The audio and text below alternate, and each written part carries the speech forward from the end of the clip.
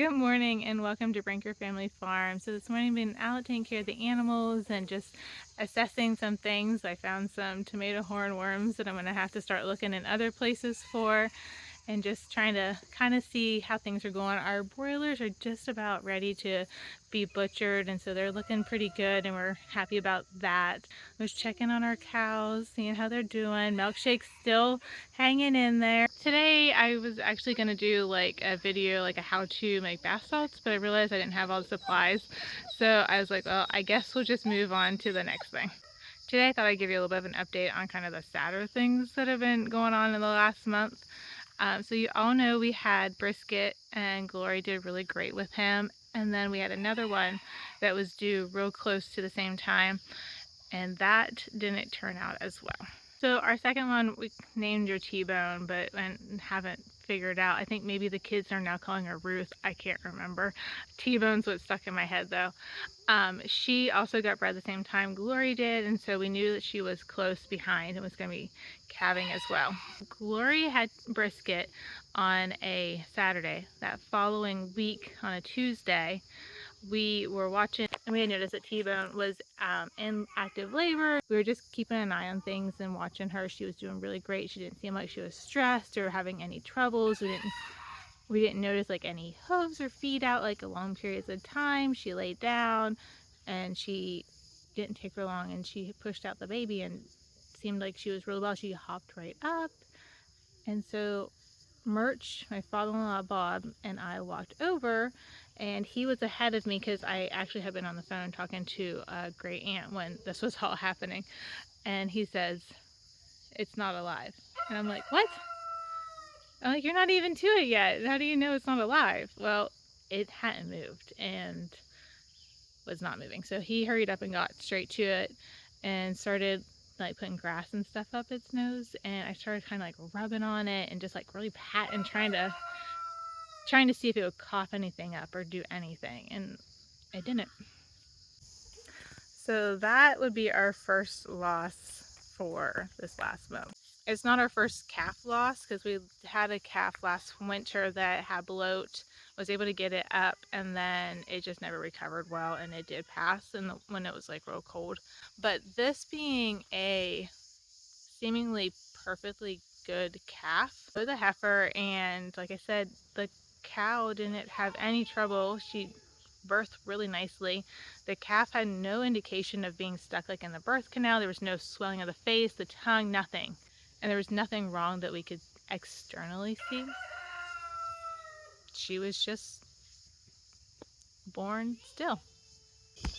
The next few days, of course, she called for that calf that wasn't coming. It was sad because it made me think of like people that have had stillborns and have had miscarriages and lost babies, and that sadness that overcomes you.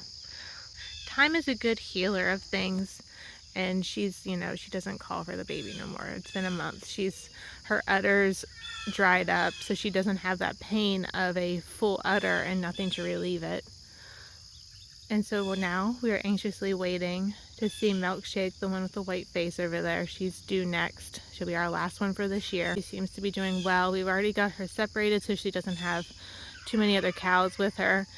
And Otis over there is the guard dog. We're just keeping an eye on him and Darcy to make sure that they don't pester her while she does go into labor. She should do fine because she's already been bred and had a calf before, where T-Bone and Glory, these were their first time having calves. So we're anticipating a good outcome for her, and we look forward to sharing when she does calve with you all what she has.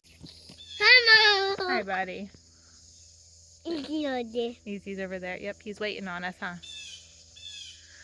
So within a few weeks of that, one of our original hens, she was an Easter egger. She was white with some gray on her, and she was almost 3. I noticed she wasn't doing well, and she did die. It's kind of sad because like she was one of our originals. She had that blue egg, but chickens kind of serve a purpose. They're like eggs and meat for our farm. It doesn't seem to pull on my heartstrings quite as much as when you lose a baby. Even like if you lose a baby chick, you're still kind of like a little bit, oh, that kind of hurts a little bit.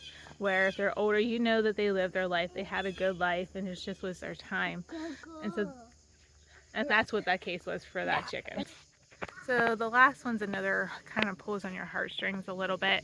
I had just gotten some good news about Little Ear. She was getting to be like all legs. She doesn't look like a puppy anymore. She definitely looks like, teenager-ish. She's getting into being a young. She's really starting to grow, and like I said, those legs were just miles long. I think she's going to be a little bit bigger, like Otis, not quite as small as Darcy, and it looked like she was doing really well. And it looked like she was doing really well. And if you didn't hear the story about Little Ear, I'll put a link so you can check out that one.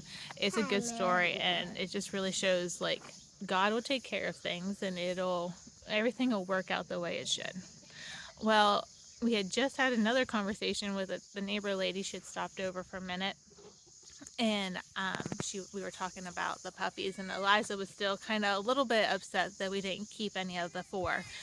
Then on Friday night we were having dinner, and I was finishing getting Marshall situated and then going to get the boys their bath, and I heard my phone ding a few times, so I went and got it to see what was going on, and it was some unfortunate news about our little boy puppy.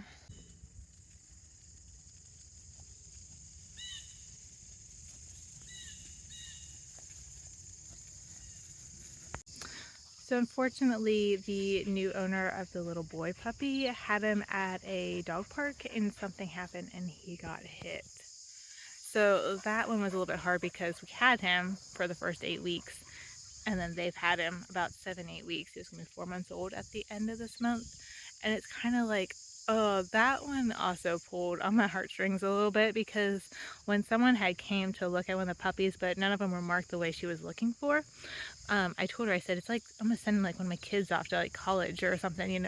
They've really became a part of our family, and then to hear that news was just kind of a little bit hard as well. So today I just felt like sharing all that, because I always try to find the good by saying grow something beautiful. Well, we try really hard to grow something beautiful and to take care of our animals and our surroundings, and to have these beautiful sunflowers, and to have a place that is restful, and to be able to offer something that could be restful to somebody and enjoyable, like the puppies. They take a lot of work because they are puppies, but they also bring a lot of joy, and they brought beauty to that family for the short time that they had him. And they already are like, well, if you have more puppies, let us know. But it doesn't make the hurt any less, but it reminds you that you need to continue. But it's a beautiful reminder that each day you can choose to grow something beautiful. It might not turn out the way you think it will. It could turn out sadder. It could turn out okay. Or it could turn out to be something way better than you could have ever imagined. So don't let the sad things in your life dictate how you spend the next couple days, weeks, months, and years of your life. Let it take its time. Time is a wonderful healer. Last year when I had my C-section, it really stressed me and bothered me, and I had a really hard time getting over it. But time was the ultimate healer. I chose to grow something beautiful. We had lovely things in the garden, and we grew our farm in ways that didn't see happening, that has really brought us farther along. And we're still just going one day at a time, choosing to find the beauty and choosing to grow as many beautiful things as we can. Don't let all the negative things of your past dictate your next steps forward. Choose to grow something beautiful. I bet 9 times out of 10 it's going to be better than you think it will be. And if it isn't, don't stop forever. Just stop for right now. Take a break from it. Pick it back up in a little bit. Or see if there's something else that could take that place. The garden didn't turn out as well. Do you see these weeds? Things are still growing. Not as pretty as I'd like it to be. Thankfully, we have lots of sunflowers. There's always next season. I'm planting things for fall. I just got my red beets growing. They're yay tall. I'm usually ready to pick them and eat them right now. But it didn't happen this spring, so I'm doing it now. Sometimes our bodies just need a break. Sometimes we need to rest, and that's okay. Find your beauty and don't hold on to the negatives. There's so many things to do, and there's so many things that can bring you joy. Take the steps to grow something beautiful. Take those steps to grow something that can bring beauty, not only to you, but to others as well. Have a blessed week, and we'll talk again next week. Bye now.